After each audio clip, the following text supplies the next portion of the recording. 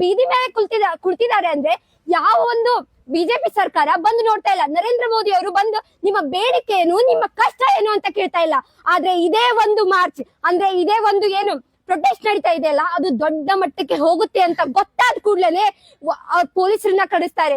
ಶಾಂತ ರೀತಿಯಿಂದಾಗಿ, ಶಾಂತಿ ಪ್ರಿಯವಾಗಿ, ಅಹಿಂಸೆಯಿಂದ ನಮ್ಮ ಸೋನಂ ವಾಂಗ್ಚುಕ್ ಅವರು ಉಪವಾಸಕ್ಕೆ ಕುಳಿತಿದ್ದಾಗ ಬರ್ತಾರೆ ಪೊಲೀಸರು, ಸ್ಟೇಜ್ ಮ್ಯಾಗೆ ಹೇಳ್ತಾರೆ, ಅಲ್ಲಿರುವ ಜನನ್ನೆಲ್ಲ ನುಗ್ಗಿಸಿ ಸೋನಂ ವಾಂಗ್ಚುಕ್ ಅವರ ಸುತ್ತಲ್ಲ ಒಂದು ಬಿಳಿ ಅರ್ಬಿನ ಹಾಕಿ ಶವಕ್ಕೆ ಎತ್ಕೊಂಡು ಹೋದಂತೆ ಹೋಗ್ತಾರೆ. ಅಲ್ಲ, ಅಂತ ಮುದ್ದು ಅಂತ ರತ್ನ ನಮ್ಮ ಸೋನಂ ವಾಂಗ್ಚುಕ್ ಅವರಿಗೆ ಒಂದು ಶವ ಎತ್ಕೊಂಡು ಒಯ್ದಂಗೆ ಒಯ್ತಾರೆ.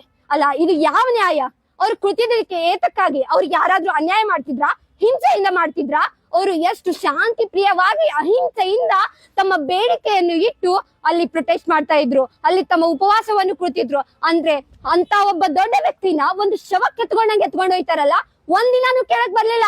ಆದ್ರೆ ಈ ಒಂದು ಪ್ರೊಟೆಸ್ಟ್ ದೊಡ್ಡ ಮಟ್ಟಕ್ಕೆ ಹೋಗುತ್ತೆ ಅಂತ ಗೊತ್ತಾದ ಕೂಡ್ಲೇನೆ ಸೋನಂ ವಾಂಗ್ಚುಕ್ ಅವ್ರನ್ನ ಎತ್ಕೊಂಡು ಹೋಗ್ತಾರೆ. ಅಲ್ಲ, ಅವ್ರು ಎತ್ಕೊಂಡ್ ರೀತಿ ನೋಡ್ಬೇಕು ನೀವು. ಯಾವ್ದೋ ಒಂದ್ ಮೂವಿಯಲ್ಲಿ ಗುಂಡಾಗಳು ಎತ್ಕೊಂಡು ಹೋಗ್ತಾರೆ ನೋಡು, ಹಂಗ ಎತ್ಕೊಂಡು ಹೋಗ್ತಿದ್ರು. ಅಲ್ಲ, ನಿಮ್ಗೆ ಅಷ್ಟೇ ಅದ್ರ ಬಗ್ಗೆ ಅವ್ರ ಬಗ್ಗೆ ಚಿಂತೆ ಇತ್ತು ಅಂದ್ರೆ ಬರ್ಬೇಕು, ನಿಮ್ ಬೇಡಿಕೆ ಏನಪ್ಪಾ ಅಂತ ಕೇಳ್ಬೇಕು, ರೆಸ್ಪೆಕ್ಟ್ ಆಗಿ ಅವ್ರನ್ನ ಆಸ್ಪತ್ರೆಗೆ ತಗೊಂಡ್ ಹೋಗ್ಬೇಕು. ಅಲ್ಲ, ಒಂದ್ ಶವನ್ ಎತ್ಕೊಂಡು ಹೋಗ್ತಾರಲ್ಲ, ಯಾವ ನ್ಯಾಯ ಇದು? ಅವ್ರೇನಾದ್ರೂ ಹಿಂಸೆ ಮಾಡ್ತಿದ್ರಾ?